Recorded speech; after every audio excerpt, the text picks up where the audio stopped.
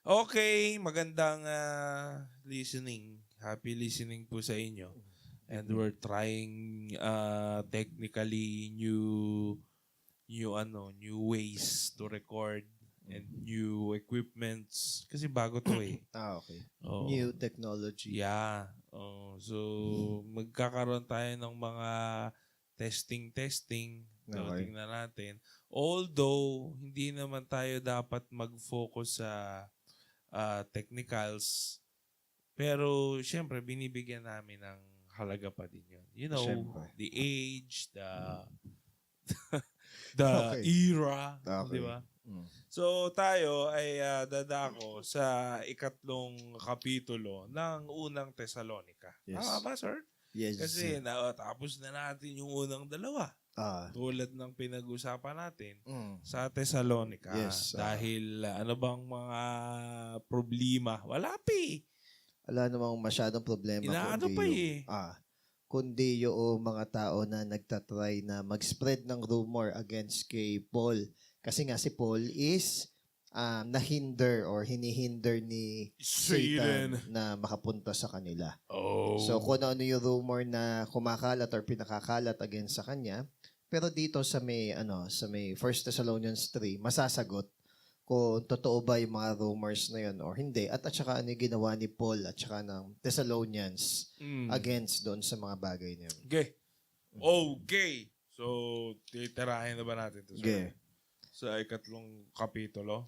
Okay. Verse 1 to 3. Okay. Kaya nga, nung hindi na namin matiis na hindi namin kayo nakikita, nagpaiwan kami ni Silas sa Athens. Tapos, pinapunta namin sa inyo si Timothy.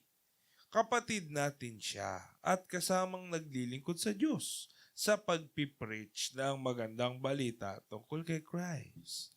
Pinapunta namin siya diyan para i-encourage kayo at palakasin ang faith nyo at para hindi humina ang loob nyo dahil sa mga pagsubok na to. Alam nyo namang parte talaga ng buhay natin ang mga yan. Okay. May distress na nararanasan dito si Paul. Okay?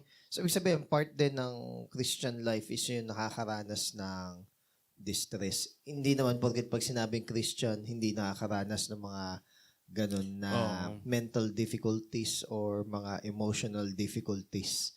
Okay? Maalala ko yung may nagpakamatay. Yung anak. Tapos sinisisi dun sa magulang. Remember na this is a fallen world and even yung mga best or mga champions ng faith, nakaranas din sila ng mga ganong bagay. So kumbaga wag nating i-rule out na solidly, ito lang yon, mali ito, may kasalanan ganito. So kumbaga, wag muna tayo mag-assign ng righteousness at saka unrighteousness sa mga tao because wala namang may gusto. Oo nga. Okay. Parang nabasa ko ngayon. Parang Christian yata. to si Joya ang pangalan eh. Tapos parang kinukundi na yung parents. May truth naman sa sinasabi niya. However, hindi lang yun. Yung whole truth. There are other sides.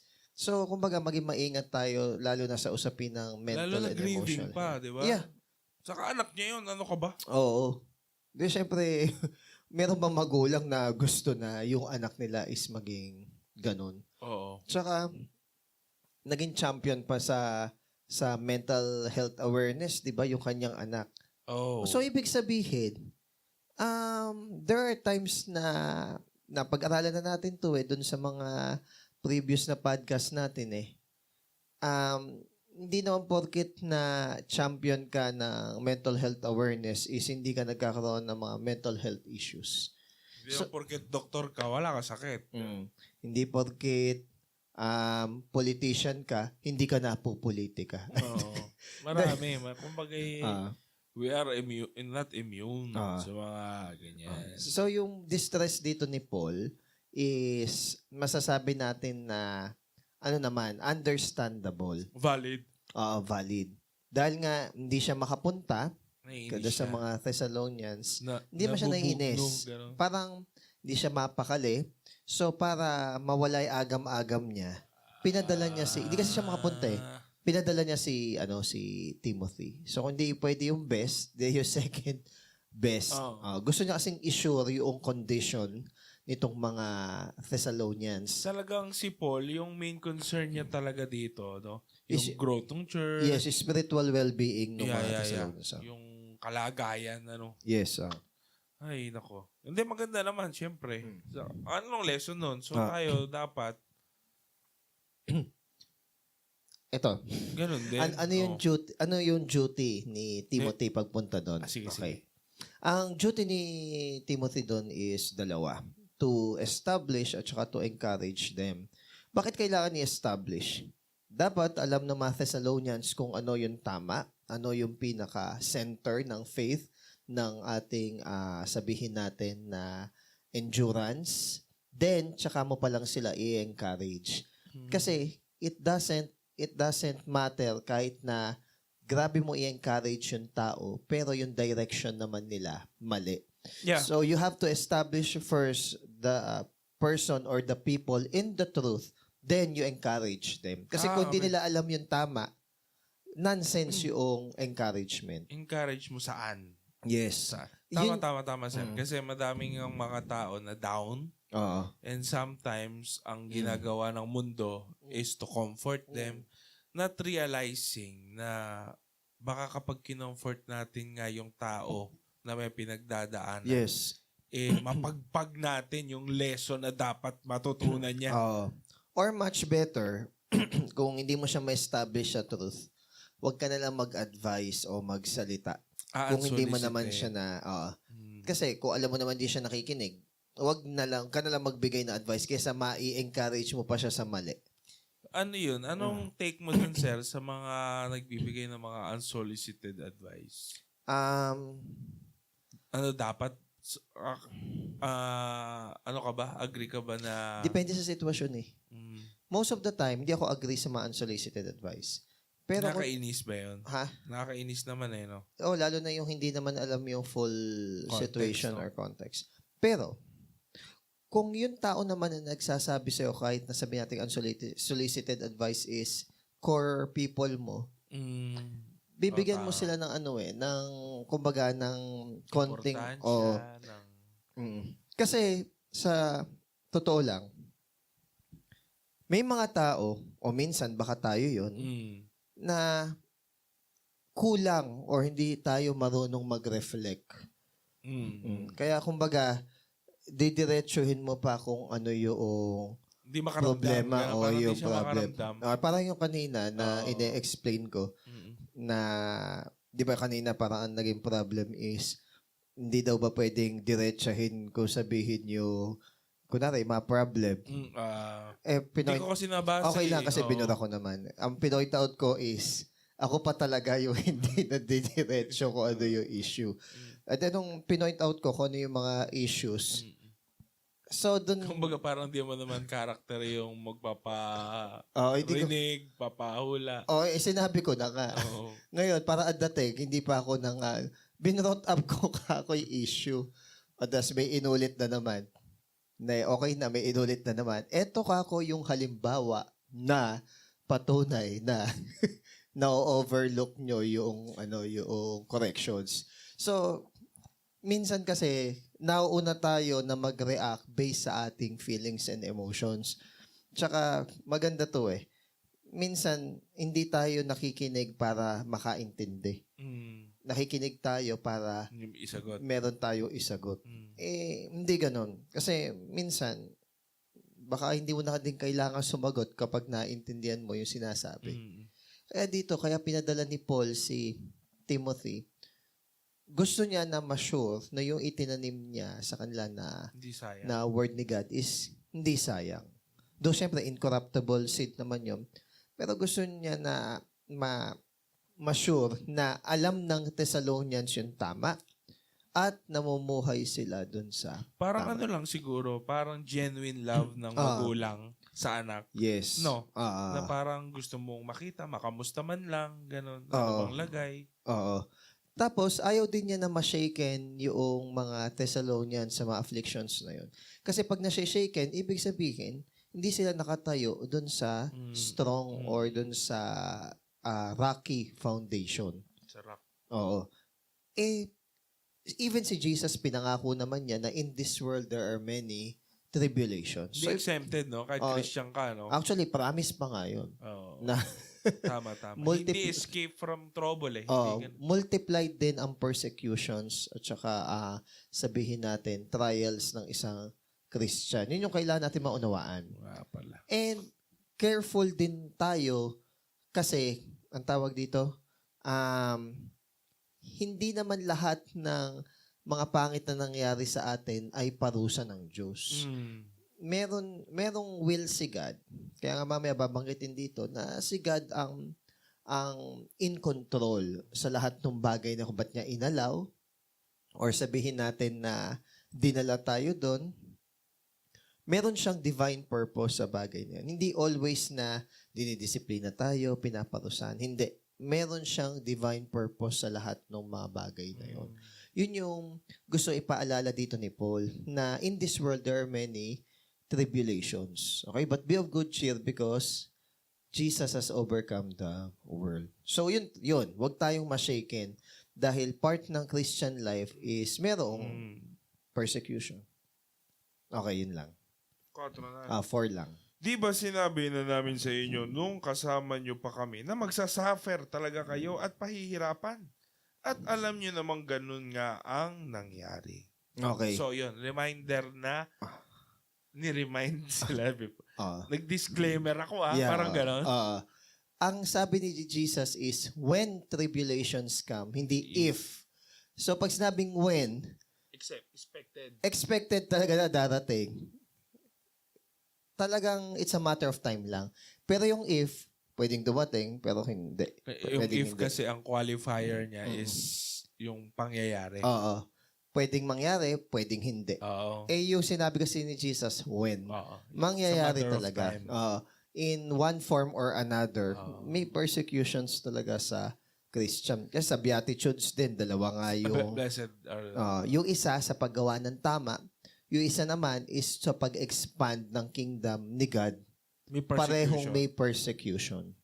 Biruin mo, kahit ka yung isang tao na hindi Kristiyano pag tumitindig siya na gawin yung tama, nakakahanap siya ng oppositions. Oo. Sa politika, sa Senado, O de how much more pa? sa small group. Yeah, Di de how much more pa kung Christ-like yung goal or mission na tinatayuan mo. Sa isang grupo, kunyari magkakasama kayo. Yun nga yung report ko, di ba? Yung sabi ko, group Yung thing. group think. Kapag ikaw, nag-stand ka sa against the tide, edi may persecution ka. Yeah. Kasi nag-unite sila sa nakasanayan. That's why it's comfortable for people to conform. Kasi less yung friction, less yung hassle.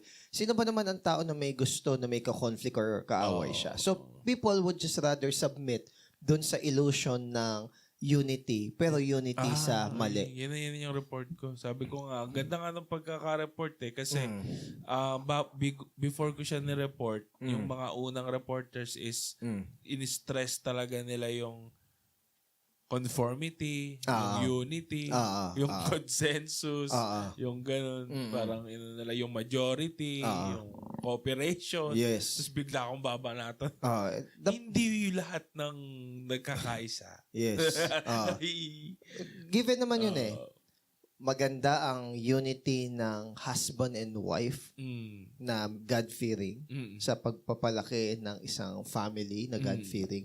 Pero yung Tower ni Babel, kay Nimrod ba yun? Hindi ako sure. Is yung unity nila ay sa mali. So kapag niyayabang natin yung unity, make sure na si Christ ang naitataas, hindi yung pangalan no church. Kasi ito yung madalas na ina-emphasize ng INC Sabi ko, ano na nangyari dun sa walang ibang pangalan na maitataas ka ako? Hindi ka ako i-church nyo. Ay sabi ko rin, huwag niyong hayaan na yung kanang kamay, malaman yung ginagawa lo kaliwa. Meron ding mindset dun sa, kahit sa mga Christian churches na, huwag mong i-disrupt yung unity ng church. Diba? Kunyari, may mga mali ng practices, maling doctrine, tapos, syempre, may isa talagang taong magsasalita talaga, di ba? Yun agad yung bansag nila, di ba? si MacArthur sinabi yun eh. It's better to be Diba? divided by the truth than be united in error. Ganda naman. Minsan kasi nagiging pride pa yung unity eh. Kaso, May illusion daw kasi yun, sir, na invulnerable kayo dahil magkakasama kayo. hindi man invulnerable, pinatatagal nyo lang yung agony. Di ba? Kasi, babagsak din naman kayo isa-isa kasi hindi naman kayo nakastand sa truth eh. Na, meron, Pero yung ano nila, yung pakaramdam nila parang, makakatipag sa amin. Magkakaano kami. nakalagay sa Old Testament, may sinabihan dun na character. Ang sabi is, if you do not stand in faith, you cannot stand at all.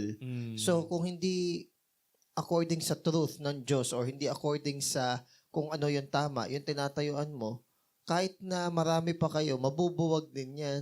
Kasi, ala kayong ala kayong center eh. Kahit saan mo tirahin yan, tutumba yan. Basta may isang tumumba, sunod-sunod na yan.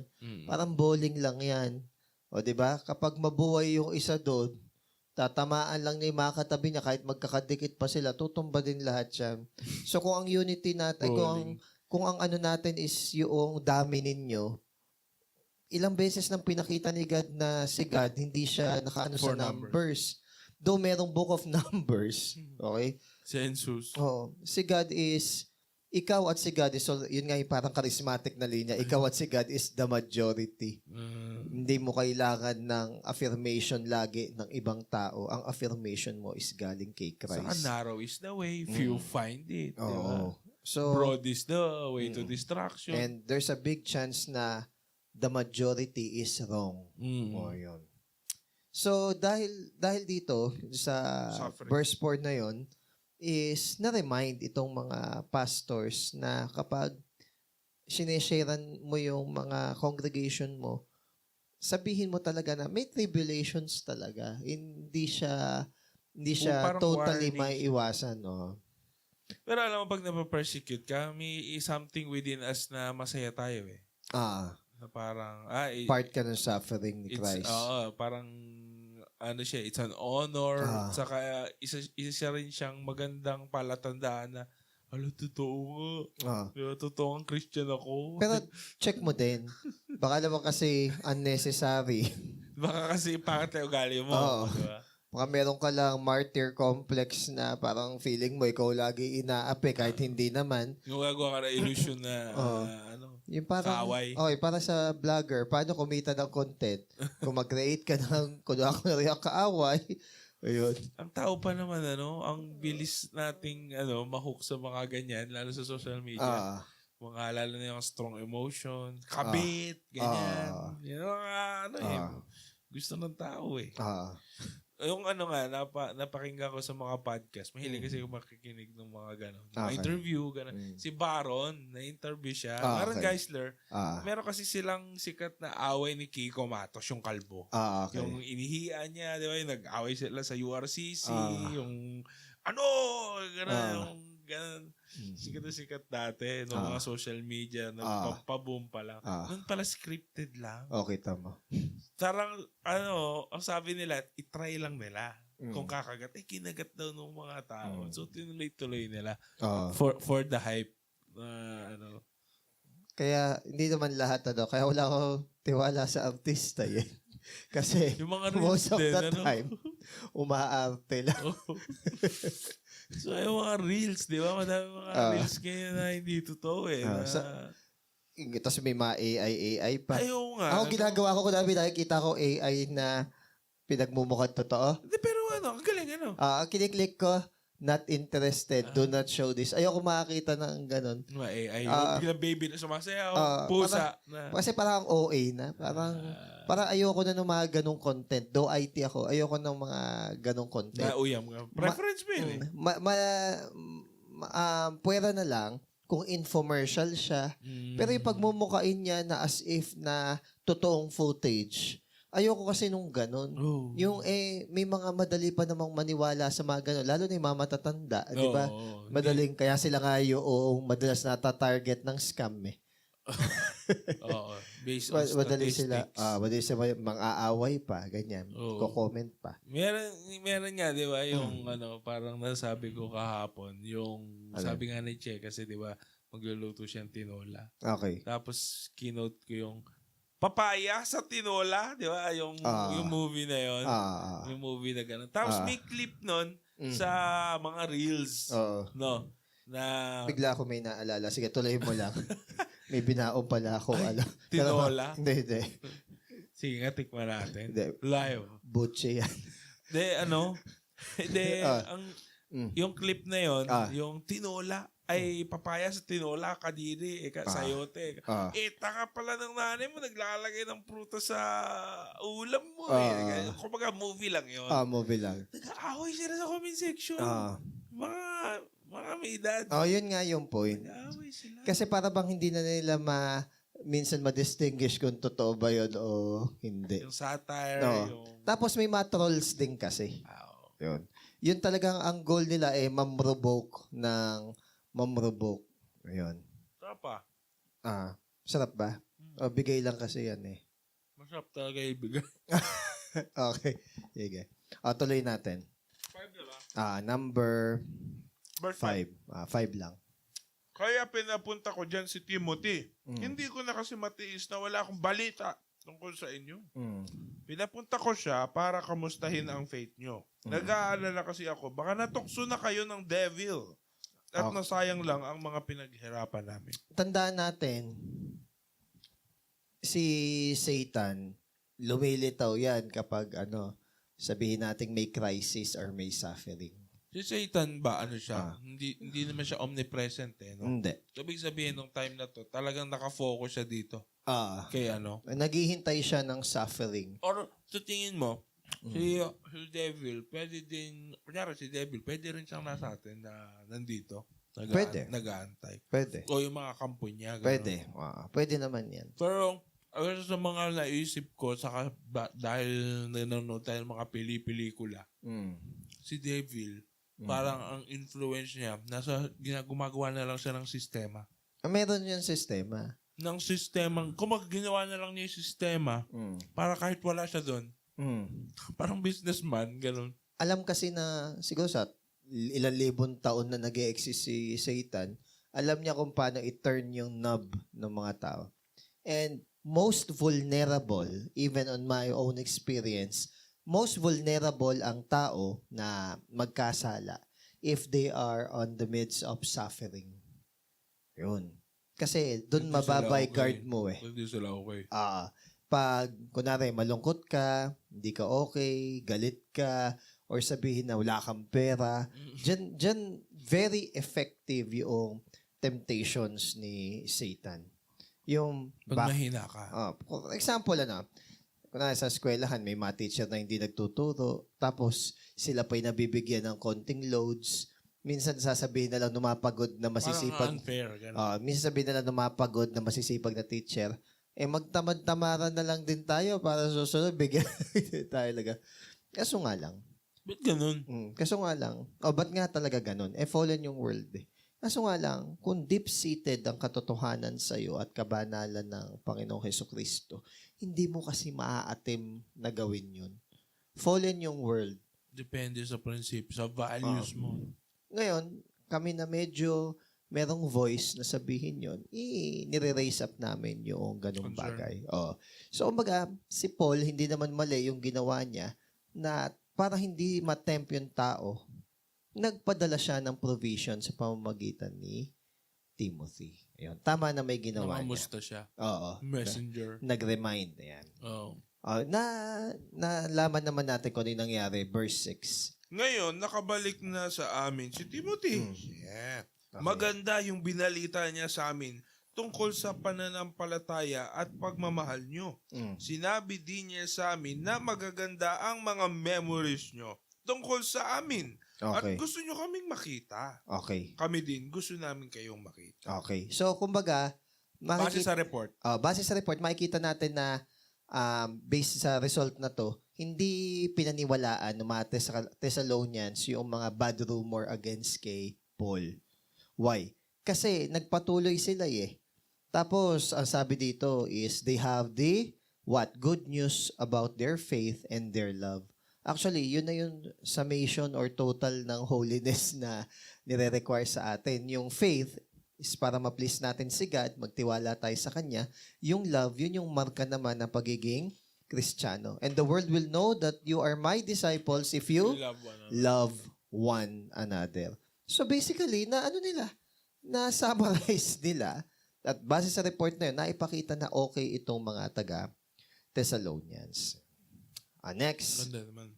Yeah. Mutual. Oo. Hindi lang si Paul. Yeah, verse 7 and 9. Kaya mga kapatid, kahit sobrang stressed kami at Distress. pinahihirapan, Ah. na-encourage naman kami dahil sa faith nyo. Mm. Nabubuhayan kami ng loob pag matibay ang pagtitiwala nyo sa Panginoon. Nagpapasalamat kami sa Diyos dahil sa lahat ng kasiyahang binigay nyo sa amin. Ayun. So, pansin niyo, sabi sa 1 John chapter 3, di ba? There is no greater joy than this, than to see my children walking in the truth. So, kumbaga si John, doon sa 1 John chapter, 3 John. 3 John pala yun, sorry. Na pinakita doon si John bilang spiritual father nitong mga sineshare o kinakausap niya. Siyempre, kahit sino naman na evangelist, natutuwa sila pag yung mga sineshare niya is merong fruit na Holy Spirit. Tutuwa siya pag may mga evidence ng repentance, may fruit ng repentance. Tutuwa siya kapag merong progress sa faith and love itong mga tao. So, basically, kahit na sabihin natin na si Paul is under distress dito dahil sa mga suffering ng mga Thessalonians, natutuwa siya kasi instead na ma-break at magpa-tempt itong mga Thessalonians, they are living yung faith and love na umuusbong despite and in spite of those hard circumstances. So kumbaga, ikaw na nahihirapan sa walk mo, pag nakita mo na yung ibang mga kasama mo, though mahirap yung sitwasyon nila, is nagpupurso sila sa kabanalan at sa tama. Di ba na-encourage ka rin? When was the last time na meron kang shineran, tapos yung mga bagong shineran mo na yun, nagkaroon ng mga testimony? Tapos yung buka ng mata nila kapag sinakwento nila yung mga victory nila, di ba parang nakapag-encourage na, teka, when was the last time na yung buka ng mata ko at saka yung enthusiasm ko is katulad doon sa kanila? Di ba parang na-encourage Parang tayo? it refreshes us. Oo. At sasabihin natin na, ba't nga ba parang nakalimutan natin ganun. Nakalimutan natin na may mga victory pala tayo. Oo, in kasi Christ. parang sila nagre-remind sa atin ng simplicity, At hindi small victories. at hindi in vain yung shinare natin na salita ng Diyos sa kanila. So, ibig sabihin, may bunga pala. Oo, Ayun. akala mo minsan kasi wala, di ba? Oo. May napanood akong ganun na nahirapan siya, hindi siya mapagbasa ng Bible, tapos gusto niya mag-all out kay God. Akala niya pag nag-all out ka kay God, parang super saiyan na sobrang powerful mo na. The next day daw, tinatamad siya. Tapos pag nagbabasa siya, parang hindi malalim yung basa niya. Tapos kapag fellowship, parang wala siyang enthusiasm. Tapos sumunod na araw, ganun uli, ganyan. Tapos parang gusto niya sumuko. Tapos bigla daw siyang kinausap ni God. Ano lang to, skit sa Reels. Sabi ni God daw sa kanya, welcome to the spiritual struggle. So, ibig sabihin, normal na may ganon minsan sa ating walk, sa ating faith. Parang hindi laging gusto mo. Hindi laging... Yun nga yung maganda doon masusukat kung despite ng feeling ng ating flesh, is ipupush through ba siya na? Yes. No. Hindi laging pleasing sa pakiramdam. Doon kasi papasok yung discipline. Kaya dapat tayong mga Christian, hindi natin vocabulary yun. Ayoko Diba? Parang wala sa vocabulary natin. Hindi ko feel Hindi yung warning ni Kuya Jo. May pangit na nangyari, sobrang pangit. Huwag mong titignan yung dagok nung pangit na pangyari niyo. Pag sobrang saya mo naman, huwag ka rin magtitiwala dun sa kasiyahan na yon. Instead, whether good or bad, yung focus mo lang is na kay God. So para daw hindi mag-waver yung ating pananampalataya sa Diyos, whether good and bad. Hindi pag bad yung nangyari, mahina yung faith natin. Pero pag maganda yung nangyayari, parang sobrang lakas ng faith Nakabase natin. doon. Ano? Nakabase sa circumstances, wag daw ganun. Ayun. So maganda siyang warning kasi pag pangit yung nangyari, nawawarn mo agad yung sarili mo na okay, careful kasi in suffering dito, mas malakas yung temptation ni Satan. May advance notice ka. Oo. Pag naman masaya ka, warning, baka maging proud or overconfident ka na akala mo sa'yo nang gagaling yung victory. Hindi. So, kumbaga, fix lang yung eyes natin kay Jesus, whatever those circumstances. Okay? So, maganda rin na meron tayong joy. Hindi lang sa salvation natin, kundi sa salvation din ng ibang tao. Okay, verse 10. Araw-gabi naming pinagpe-pray ng todo na makita namin kayo ng personal para maibigay namin sa inyo kung ano pang kulang sa faith nyo. Okay. So, nakita mo yung, yung eagerness niya na makita talaga sila. Kaso nahinder nga lang sila ni Satan. Night and day daw pinagpe-pray niya na makita yung mga Thessalonians. Why? Para magkaroon siya ng present encouragement dito sa mga tao na to. Yes, maganda na nagbabasa tayo ng word. Pero iba pa rin na merong authoritative na nag-share ng word sa atin. O mainam din yun eh. Kasi di ba sabi, faith comes by hearing and hearing the word of God. Kasi nung una, sinasabi yung word ni kaya nga word ni God eh, hindi lang binabasa. Dinedeclare, sinasabi sa ating mga puso at sa ating tenga. Yun yung isa sa pinakamahalaga, yung authoritative presence ng apostles or ng gift ni God sa church, which is yung pastors, teachers, evangelists, na may nagtuturo talaga actively.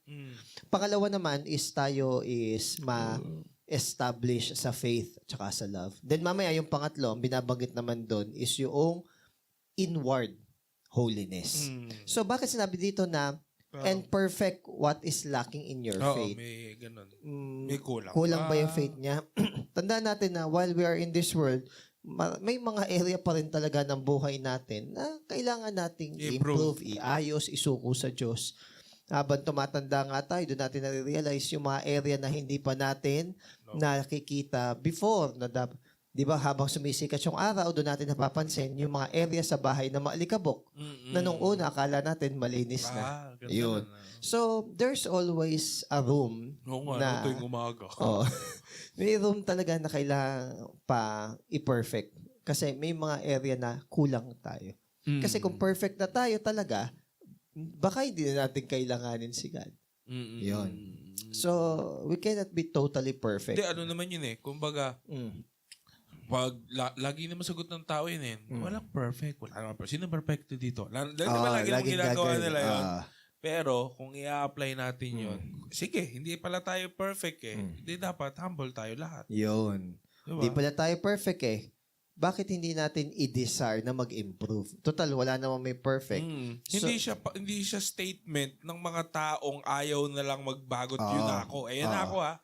Hindi siya excuse para maging tamad, para mag-compromise, or para hindi mag-pursue ng discipline and holiness. Di ba kunyari, may tao na gusto mong ma-improve na tama naman na kailangan improve tayo dito. Di, wala namang perfect eh. Bakit perfect ka ba? Hindi dapat ganun ang sagot. Hindi dapat ganun. Totoo naman na walang perfect. Pero, hindi mo din dapat tanggihan ang paanyaya para tayo lumago pa. Yes, exactly. Di ba? Ba naman? Kasi parang mailusot ka, di ba? Para mailusot na lang yun na sasabihin. Do not judge. Nobody's perfect. Yan yung mga paborito. Do not judge. Only God can judge me. Nobody's perfect. Saka edi wow. Always choose to be kind. Diba? Ganon. Kindness, but there should also be accountability. Hindi, ang ganda no. First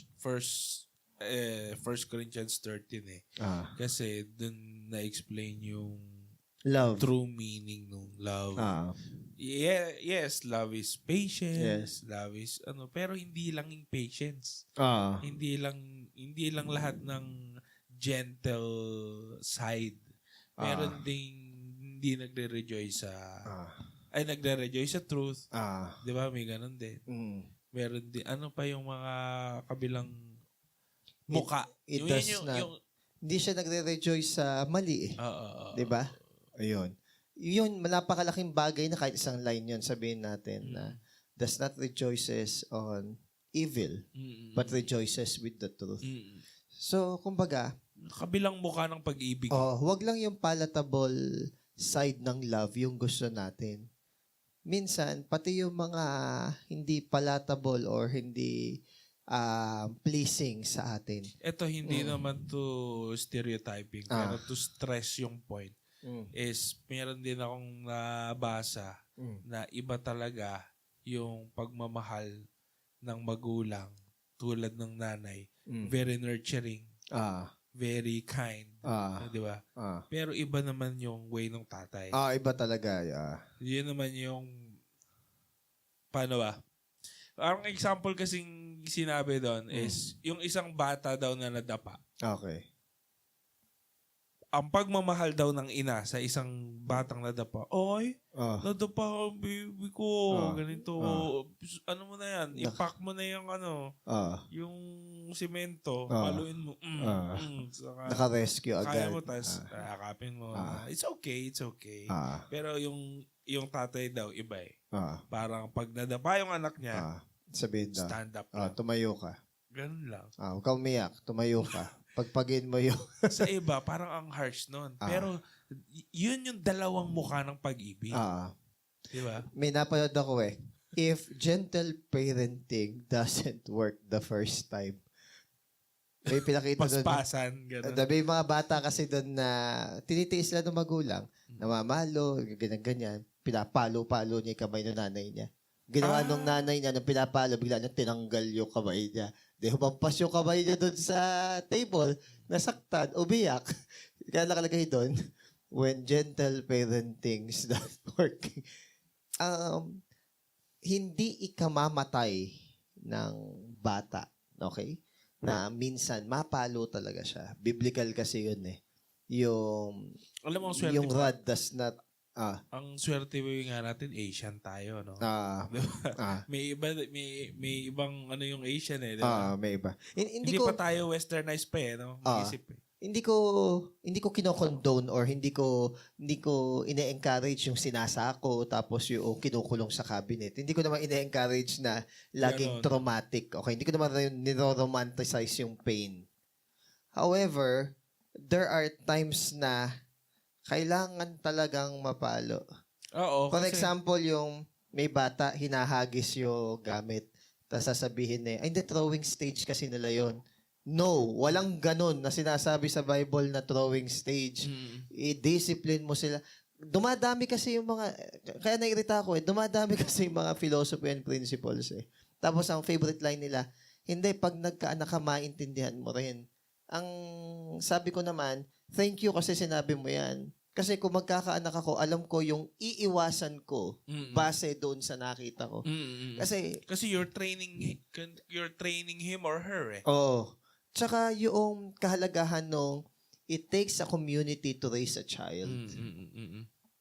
Kapag talaga namang unruly yung anak, hindi mo dinidiscipline, napansin siya nung ibang tao. Mas masakit nga yun eh kung ibang napansin. Wag kang magtatanim ng galit doon.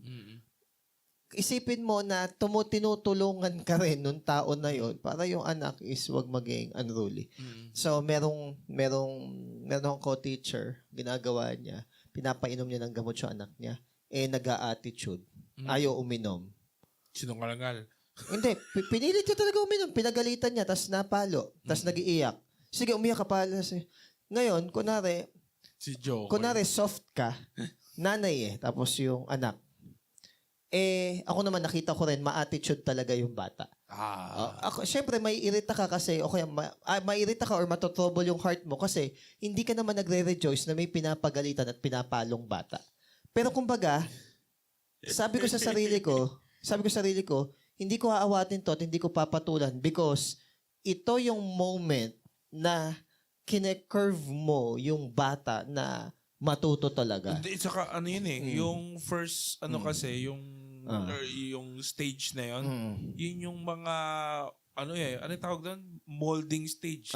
Foolishness is bound in the heart of a child. Maikwento ko lang, di ba, yung mga bata nung Sunday, medyo maingay.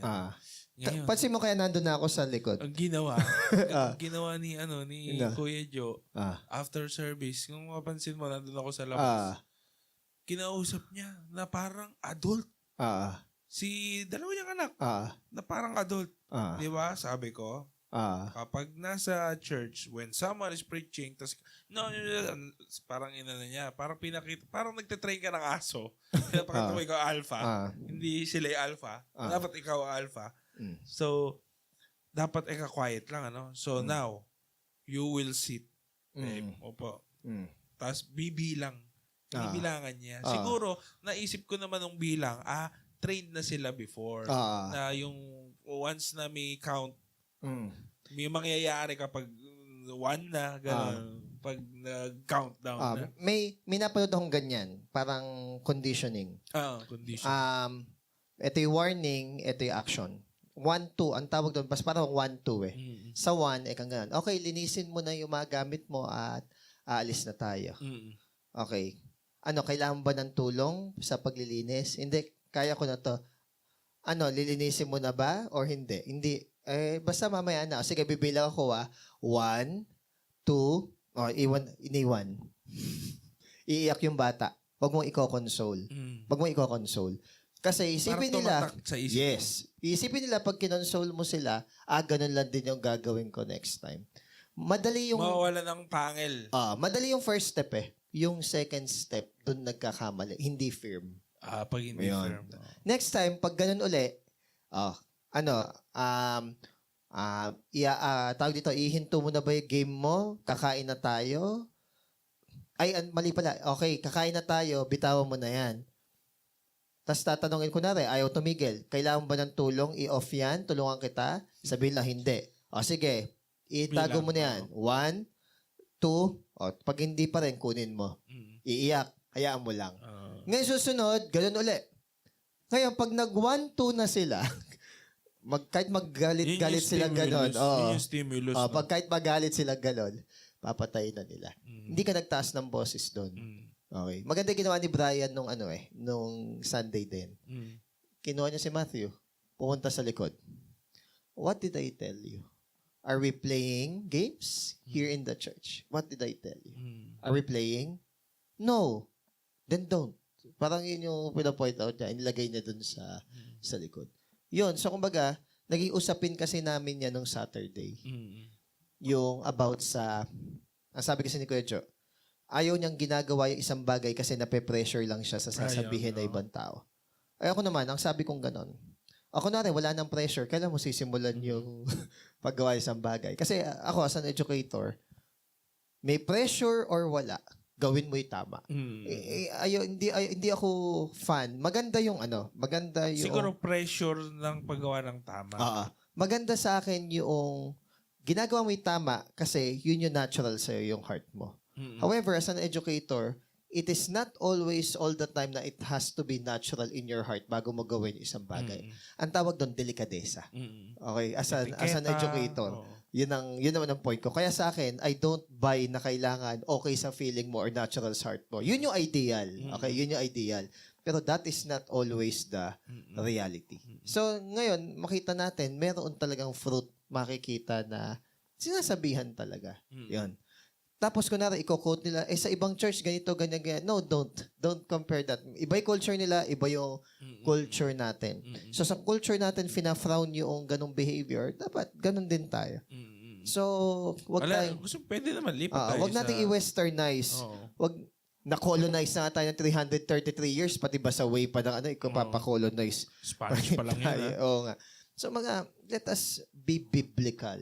If nagka-clash yung culture, mag-stand tayo sa kung ano yung tinuturo ng Biblia. But if yung culture na sinasabi does not agree with the biblical praxis, you have to give up that particular culture.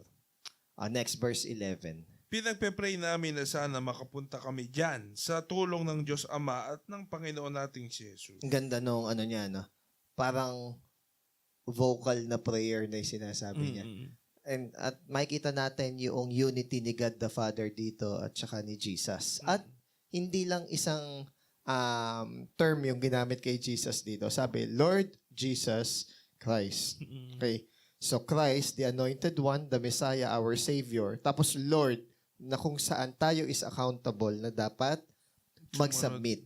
So, kumbaga, ito yung goal and purpose ni Paul and Christians din as an individual na mamuhay tayo na ginagabayan at sumusunod tayo dun sa will ni God the Father. Which is yun din yung will obviously ni Jesus. Bakit mahalaga yung foundation na yun?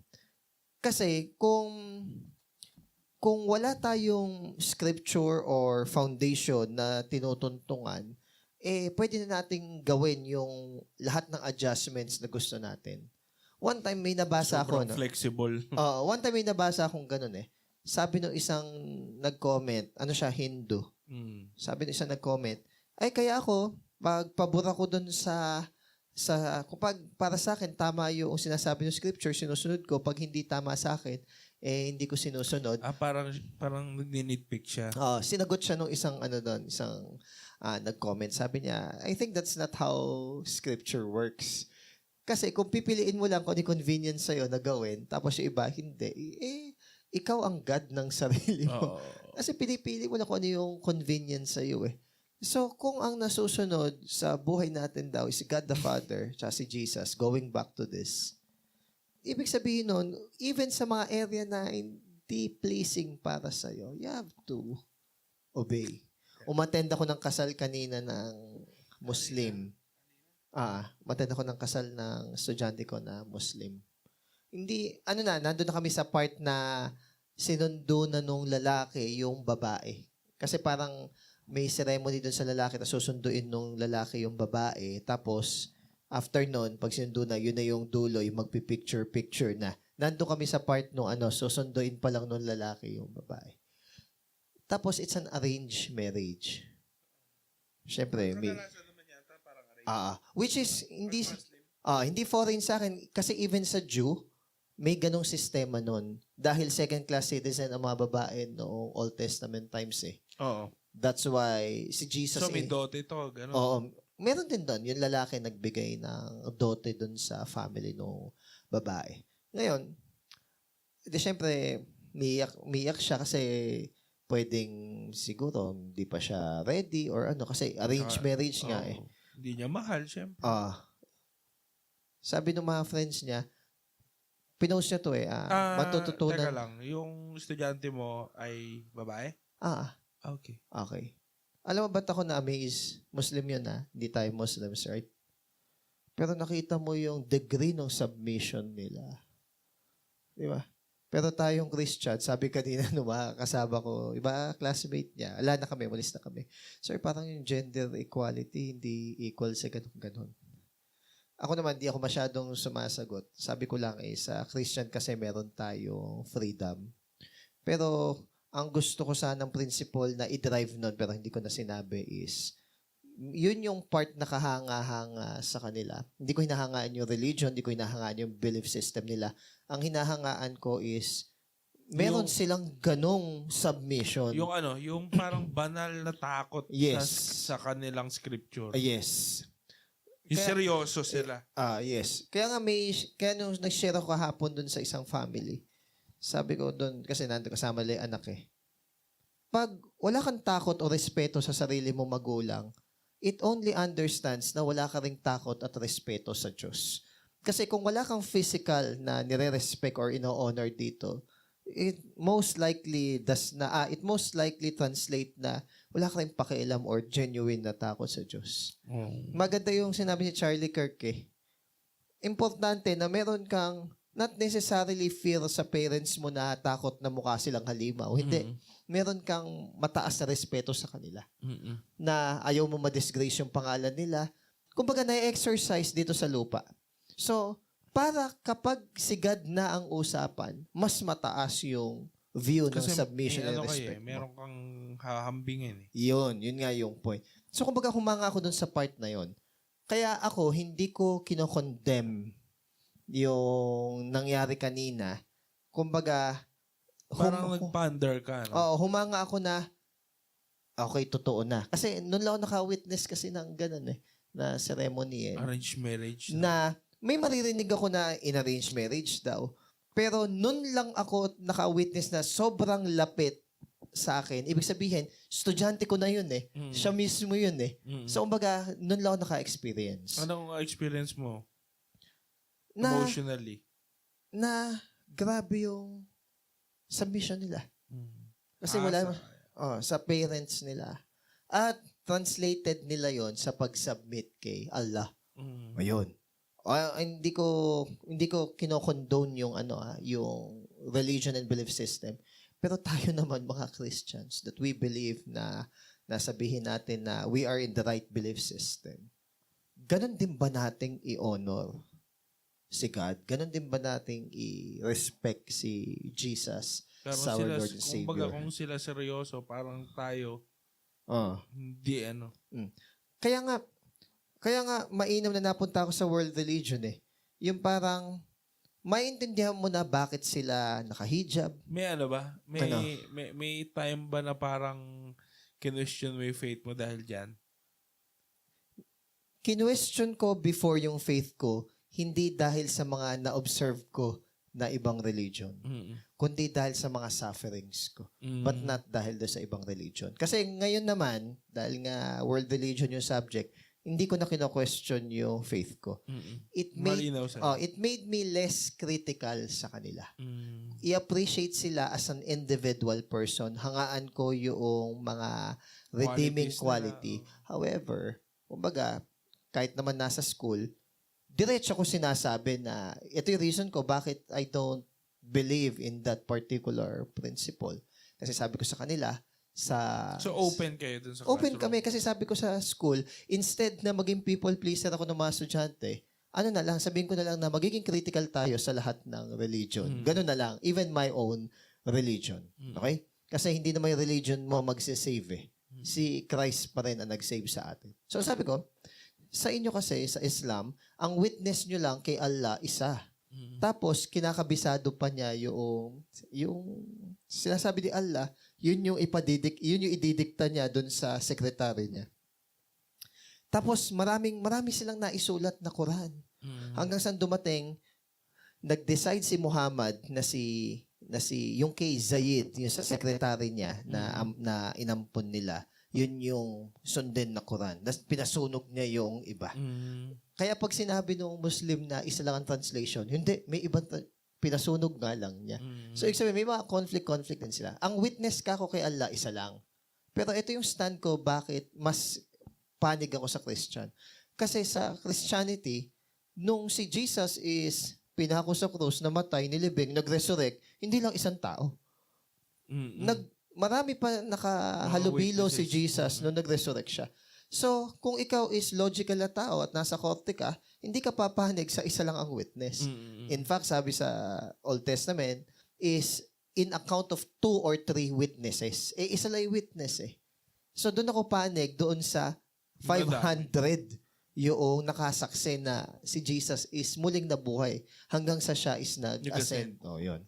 So, ito yung prayer natin, na tayo is gabayan ni God. Okay, verse 12. Sana gawin ng Panginoon na mas mahalin nyo pa ang isa't isa at ang lahat ng tao gaya ng pagmamahal namin sa inyo.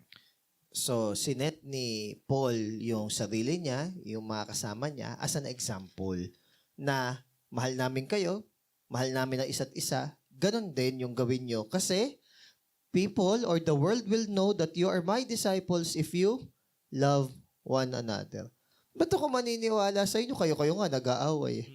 Di ba? Eh, may linya pa nga, ang magnanakaw ay galit sa kapwa magnanakaw. Diba? Kaya nga, for example, sa hearing sa Senado, bakit? Ba't ka magtitiwala sa kanila? Sila naglalaglagan. Di ba? So, kumbaga, isa sa encouragement, bakit appealing ang Christianity, though, syempre, hindi yun yung pinaka core na pang-persuade natin sa ibang tao. Pero ipakita lang na totoo sa buhay natin is we love our brethren. Kasi kung tayo-tayo sa loob, nagkakagatan, kaaway, sino matitirang buhay? Wala. So, ang tawag dito, na-offend nyo na isa't isa, na-profane nyo pa yung pangalan ng ating Panginoong Jesus. So, yun yung encouragement ni Paul sa mga Thessalonians. And last but not the least, number 13. Sana palakasin niya kayo at maging perfect at banal kayo sa harap ng Diyos at Ama natin. Pagdating ng Panginoon nating si Jesus, kasama ang lahat ng mga taong pinili ng Diyos. Okay. Ito yung nire-remind sa atin na holiness. Hindi yung Be panglabas. perfect, parang ganun. Hindi panglabas, kundi interior.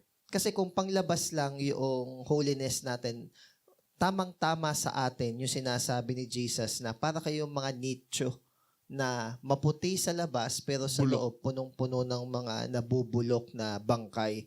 So, ine-encourage tayo at nire-remind tayo dito ni Paul na as Christian is yung holiness natin ay interior. Magsimula ng totoo sa ating kalooban. Now, in summary, ano yung tatlong inaano ni Paul dito nire-remind? Una, yung kahalagahan ng apostolic wisdom na merong present na nag-e-encourage at establish at nag-e-encourage sa atin ng truth. Okay? Pangalawa is mahalaga na meron tayong love doon sa church, meron tayong love kay God at sa one another inside the church. And number 3, meron tayong interior holiness na nagtatranslate sa exterior goodness kay God at sa ibang tao. But Even more sa on sarili. reminder naman itong ginawa ni Paul, Oo. yung suffering din nila. Oo. Maganda naman din dahil Oo. naibsan ba yung pagkaalala ni Oo. Paul? Ngayon, Na okay naman pala ni Paul. kung i-relate natin yan sa mga ibang book sa Bible, baka sabihin natin si Paul lang yan, nagko-coincide siya doon kay Peter. Sabi ni Peter na nire-remind ko kayo sa mga bagay na alam nyo na, di ba? Na as long as nabubuhay siya, nakikita niya na fit na i-remind yung mga tao sa paggawa ng mga bagay na tama. So I think na binanggit man yun ng diretsyo ni Peter, pero dito na-exemplify at na-practice yun ni Paul sa mga taga-Thessalonians. Yun. Aware naman yung Thessalonians na mahalaga yun. Yan. So yun lang. Let us live according dun sa pagpapahalaga sa preaching ng Word ni God, sa love with one another, tsaka interior holiness. You know. Bye, guys!